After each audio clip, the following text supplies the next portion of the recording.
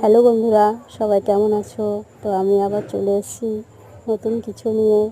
তো দেখো, আমি আজকে গোপাল সোনার একটা জামা বানাতে ব্যস্ত হয়ে গেছি। এগুলো তো ঠিকঠাক টাইমে করা হয় না, বাড়ির সব কাজকর্ম করে তারপরে সময় নিয়ে এক্সট্রা যে সময় থাকে সেই সময়টা এগুলো করা হয়। তো দেখো, আমি আজকে গোপাল সোনার জন্য জামা বানাবো। তো জামার পিসটা আগে কেটে নিয়েছি, কাটার পরে আমি ফোল্ড করে করে সেলাই করে নিচ্ছি। আমি সামনে পয়লা বৈশাখ, গোপাল সোনার জন্য জামা কেনার দরকার। খালি গোপাল সোনা না, আমাদের সবার জন্য জামা কাপড় কেনা হয়, তো গোপাল সোনা কেন বাদ যাবে? কিন্তু যেসব জামা কাপড়গুলো আমরা কিনি তো খুব একটা ভালো হয় না। গোপাল সোনার জামাগুলো দুদিন পরেই ফেঁসে যায়। সেজন্য আমি ভাবলাম নিজের হাতেই না কেন বানানো যায়, কেননা নিজের হাতে বানানো যায়। এর আগেও আমি অনেকগুলো জামা বানিয়েছি, সেগুলো তোমাদের সাথে পরে শেয়ার করব।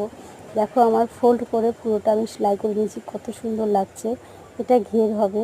তো ঘেরের যে কোমরের যে ইয়েটা, বাঁধার যে জিনিসটা, তেলটা, সেটা দেখো আমি আবার কাপড় কেটে নিয়ে আমি আবার সেলাই করে নিচ্ছি।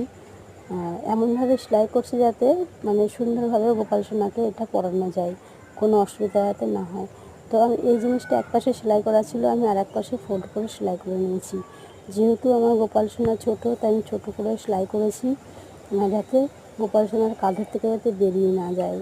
তো বন্ধুরা, এইভাবেই আমি আমার সংসারের কাজ করার পরে আমি গোপাল সোনার জন্য কিছু একটু করার চেষ্টা করি।